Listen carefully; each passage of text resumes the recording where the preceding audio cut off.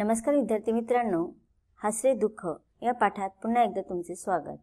आज आपण कुमार भारती पाठ्यपुस्तकातील धडा क्रमांक 18 अभ्यासणार आहोत आणि या धड्याचा हा सेशन क्रमांक 4 आहे। सुरुवातीला आपण या पाठाच्या उर्वरित परिच्छेदाचा अभ्यास करून घेऊया आणि त्यानंतर उर्वरित भागामध्ये आपण पाठाखालील स्वाध्याय अर्थात कृती अभ्यासणार आहोत। चला तर आता आपण प्रत्यक्ष पाठाकडे वळूया। विद्यार्थी मित्रांनो, आतापर्यंत आपण या पाठामध्ये अभ्यासलं की मॅनेजरने खरं पाहायला गेलं तर फार मोठा धोका पत्करलेला होता, कारण चार्ली त्यावेळेस केवळ 5 वर्षाचा होता आणि 5 वर्षाच्या मुलाची अशी समजती काय असते, कला म्हणजे काय हे समजून घेणं त्याच्या बुद्धीच्या पलीकडची गोष्ट होती। कलेच्या सादरीकरणातील खाचाखोचा त्याला कळणे शक्यच नव्हते। तो सतत आईसोबत असल्याने आईचे गाणे त्याच्या कानावर सतत पडत होते। बालबुद्धीनुसार तो ते गाणे सतत गुणगुणत पण होता आणि तो गात पण राहत होता। आईच्या गाण्याचे अनुकरण करीत करीत त्याने तिचे गायन आत्मसात केले। ते केवळ आईचे गायन नव्हते तर ते उत्तम गायन होते आणि हे मॅनेजरने पाहिले होते, ऐकले होते। त्याला चार्ली अंतर्यामी विश्वास वाटला। चार्लीबद्दल त्याला कुठून ना कुठून मनामध्ये एक विश्वास वाटत होता, म्हणून त्याने या 5 वर्षाच्या चार्लीला स्टेजवर आणले आणि त्याच्यातील कलाकाराला त्याने जागृत केले। चार्लीच्या आईला खऱ्या रूपाने मॅनेजर ओळखत होता। या ठिकाणी आपल्याला ह्या मॅनेजरचं एक माणसाशी जिव्हाळ्याचे नातं आपल्याला पाहायला मिळतं। स्टेज मॅनेजर म्हणून जर आपण पाहिलं तर रंग मराठीमध्ये आपण त्याला रंगमंच व्यवस्थापक असे म्हणतो। खरे तर व्यावसायिक त्याचे काम खूप महत्त्वाचे असते। व्यावसायिक दृष्टीने पाहिलं तर हे स्टेज मॅनेजरचे काम अत्यंत महत्त्वाचे असते। पडदे, रंगमंचाचे पडदे, दिवे, ध्वनी व्यवस्था, वाद्यवृंदांची व्यवस्था, अनेक प्रकारची व्यवस्था त्याला अत्यंत बारकाईने सांभाळावे लागतात। हे काम करता करता त्याचे लिली व चार्ली यांच्याशी जिव्हाळ्याचे नाते निर्माण झालेले होते। लिलीच्या रंगमंच व्यवस्थापकाला मनुष्य स्वभावाची चांगली जाण होती। त्याला लिलीच्या कलेवरील निष्ठा आणि तिचे कलावंत म्हणून असलेले सामर्थ्य कळत होते। चार्लीची क्षमताही त्याने अचूक ओळखली। 5 वर्षाच्या चार्लीने पदार्पणात आपली क्षमता सिद्ध केली। श्रोत्यांनी उधळलेले पैसे गोळा करून तो लिलीला नेऊन देतो, यावरून सिद्ध होते की त्या मॅनेजरचा प्रामाणिकपणा आपल्याला पाहायला मिळतो। आलेल्या श्रोत्यांना, प्रेक्षकांना पूर्ण कार्यक्रम दाखवला पाहिजे ही त्याची कर्तव्याची भावनाही त्याच्या मनात असते। मुख्य म्हणजे व्यवहाराच्या पलीकडे जाऊन माणसांची जिव्हाळ्याने वागण्याचा ह्या मॅनेजरच्या अंगी एक मोठा गुण आपल्याला पाहायला मिळतो। खरं पाहायला गेलं तर कधी कधी जर आपण विचार केला तर तुम्हाला जर वैयक्तिक स्वमतासाठी विचारलं तर तुम्ही लिहू शकता की मॅनेजरचा आपल्याला राग पण येतो की त्याने जेव्हा लिलीवरती हा प्रसंग ओढावला होता तेव्हा त्याने रंगमंचावर जाऊन प्रेक्षकांना वस्तुस्थिती सांगायला हवी होती। लिलीच्या आयुष्यातील हा दुःखद क्षण तिने काही स्वतःहून ओढवून आणलेला नव्हता। त्याने प्रेक्षकांना समजावून सांगण्यासाठी प्रयत्न करायला हवा होता असंही आपण म्हणू शकतो। पण एकीकडे आपल्याला मॅनेजरच्या अंतर्मनामध्ये किंवा अंतर्भूत असलेले काही गुण वैशिष्ट्य आपल्याला ह्या पाठाच्या माध्यमातून पाहायला मिळाले। पुढे लेखक सांगतात की लिली हे सारे दृश्य विंगमधून डोळे भरून बघत होती।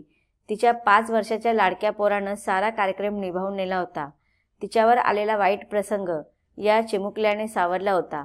तिला आपल्या या लहानग्याचं अपरंपार कौतुक वाटलं।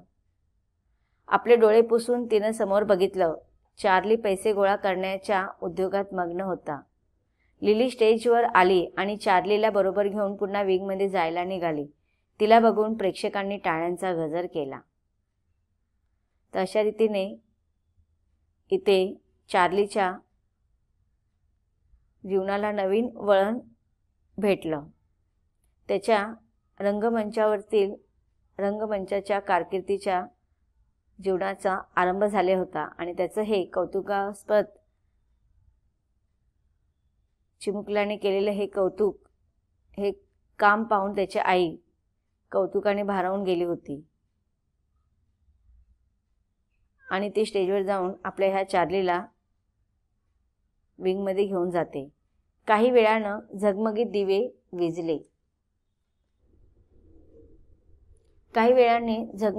विझले. थिएटर हळूहळू रितं झालं. त्या रात्रीच्या कार्यक्रमावर पडदा पडला, परंतु लिलीच्या मनावरचा पडदा काही केल्या दूर होत नव्हता. आता बघा, त्या दिवशी 2 प्रसंग एकाच वेळेला झालेले होते, एकाच दिवशी झालेले होते. एकीकडे लिलीच्या आयुष्यात तिची कारकिर्दी संपुष्टात आली होती. तिची पूर्ण कारकिर्दी, ज्यासाठी तिने पूर्ण आयुष्य वेचलं होतं, तशी तिची ती कारकिर्दी संपली होती. हा तिच्या आयुष्यातील दुःखद क्षण होता. पण त्याचवेळी चार्लीच्या रंगमंचावरील कारकिर्दीला सुंदर रूपाने सुरुवात झालेली होती. त्या दिवशी दिवे विझले गेले. हळूहळू सगळे प्रेक्षक आपापल्या घरी निघून गेले. थिएटर रिकामं झालं. रात्रीच्या कार्यक्रमावरती पडदा पडला, परंतु लिलीच्या मनावरचा पडदा काही केल्या दूर होत नव्हता. आज हे असं काय झालं, असा प्रश्न ती आपल्या मनाला पुन्हा पुन्हा विचारत होती. पण त्या प्रश्नाचं उत्तर तिला देता येत नव्हतं. तो प्रश्न तिच्या विचारांच्या आवर्तात गरगर फिरत होता, पण तिला उत्तर मिळत नव्हतं. मात्र तिच्या हुकमी सुरेल आवाजानं उलटवलेला हा डाव तिच्या मनाला मुळीच सहन होत नव्हता. जरी परिस्थिती हालाकीची होती, पण लिली स्वभावाने अत्यंत स्वाभिमानी होती, अभिमानी होती आणि ऐन कारकिर्दीच्या या ऐन कार्यक्रमाच्या मधोमध तिच्या हुकमी सुरेल आवाजाने तिला धोका दिला आणि ही गोष्ट मुळी तिच्या स्वाभिमानी मनाला सहनच होत नव्हती. आपल्या त्या आवाजाच्या बळावरती आजवर स्टेजवर पाय रोवून उभी होती, परंतु त्या दिवशी तिचा तो खंबीर पाय लटपटत होता की ज्या मधुर स्वरावरती तिला अभिमान होता, या मधुर स्वरावरती तिने तिच्या जीवनाच्या उंच शिखर यशस्वी रीतीने पार पाडल्या होत्या आणि त्या आवाजाच्या जोरावरती तिने स्टेजवरती ती भक्कमतेने आत्मविश्वासाने उभी राहत होती. परंतु त्या दिवशी तिच्या त्या आवाजाने तिला दगा दिला आणि तिचे ते खंबीर पाय लटपटू लागले होते. तिच्या त्या लटपटणाऱ्या पायाला हात देऊन स्थिर करायला त्या दिवशीच प्रेक्षक मुळीच तयार नव्हते. प्रेक्षक किंवा श्रोते कलावंत माणसाला मानत नाहीत, ते मानतात फक्त त्याच्या कलेला. प्रेक्षकाला बघा, कलावंत येतात जातात, प्रेक्षकाला श्रोत्यांना कलावंतांची माणसाला काही घेणं देणं नसतं. माणूस कोणताही असू दे, त्याच्याशी काय फरक पडत नाही. त्यांना फक्त स्टेजवरती रंगमंचावरती कला पाहायची असते. मग तो कलाकार कोणीही असू दे, त्या कलाकार ही माणूस असतो. त्याच्या मनामध्ये सुद्धा हृदय असतं, त्याला सुद्धा मन असतं, त्याला सुद्धा भावना असतं. हे प्रेक्षकांना त्याच्याशी काही देणं घेणं नसतं. त्यांना फक्त पाहायचं असतं आपण रंगमंचावरती सादरीकरणासाठी पैसे दिलेले आहेत आणि त्या पैशांचा पुरेपूर आस्वाद त्यांना घ्यायचा असतो. ते मानतात फक्त त्या माणसाच्या कलेला. ते त्रिकालबाधित सत्य लिली हार्लेला त्या दिवशी समजलं. त्यावेळी रंगमंचावरील लिली हार्ले लुप्त झाली. मागे उरली ती फक्त हॅना चॅम्पलिन, सर्वसामान्य स्त्री. आणि त्या दिवशी तिला जाणीव झाली की श्रोते म्हणून फक्त कला पाहत असतात, त्या कलाकाराच्या आतमधील मन त्यांना दिसत नसतं. त्यांच्याही जीवनामध्ये कधी वाईट प्रसंग येऊ शकतो, हे प्रेक्षक स्वीकारत नाही. हे त्रिकालबाधित की कधीही त्रिकालबाधित म्हणजे प्रत्येक युगामध्ये असणारे सत्य, हे सत्य कधीच बाधित होत नाही, कधी मिटत नाही, कधी जात नाही, असं हे त्रिकालबाधित सत्य त्या दिवशी लिली हार्लेने तिला समजलं आणि तिने त्याचा स्वीकार केला. आणि त्या दिवशी रंगमंचावरील जीवनपटावरील लिली हार्ले समाप्त झालेली होती, लुप्त झालेली होती. आणि त्या दिवशी त्या दिवसानंतर ती उरली होती फक्त हॅना चॅम्पलिन, जी सर्वसामान्य स्त्री होती. त्या रात्री चार्लीनं रंगमंचावर पहिलं पदार्पण केलं, ते कायमचं. आणि त्या रंगमंचावरून त्याच्या आईचा पाय निघाला, तोही कायमचाच. म्हणूनच या पाठाला इथे शीर्षक दिलेलं आहे, हसरे दुःख. लिली हार्ले ही एक मोठी कलाकार होती, कलावंत होती. गायन असू दे, पियानो असू दे, वादन असू दे, नर्तन असू दे, ती याच्यामध्ये निष्णात होती. कलावंत म्हणून जे मोठेपण असते ते तिने मिळवलेले होते. या सामर्थ्याच्या बळावर तिने पैसा, कीर्ती सगळं काही मिळवलेलं होतं. हे सर्व एके दिवशी अचानक संपुष्टात येतं, संपतं, नष्ट होतं. तिचा आवाज हरवतो आणि तिचे सर्वस्व जाते. ती रात्र तिच्या दृष्टीने काळ रात्र होती. दुःखाचा कडेलोट होता तिच्यासाठी तो. पण त्याच रात्री लिलीच्या 5 वर्षाच्या हरहुन्नरी मुलगा या संकटात तिच्या मदतीला धावून आला. कोसळलेला कार्यक्रम त्याने पुन्हा उभारला. त्याने गायन, अभिनय व नर्तन या कौशल्याने सगळ्यांचे डोळे दिपवले. कोणत्याही आईला आभाळ ठेंगणे वाटावे असे ते दृश्य होते. नवा कलावंत उदयाला आला. आपल्या मुलाचा हा उदयकाळ म्हणजेच सुखाचा सर्वोच्च बिंदू होता. एका बाजूला सुख होते, त्याच क्षणी दुसऱ्या बाजूला दुःख होते. म्हणून ह्या पाठाचे शीर्षक आहे हसरे दुःख. तर विद्यार्थी मित्रांनो, हा पाठ इथे संपलेला आहे. आता आपण या पाठाखालील स्वाध्याय अभ्यासूया.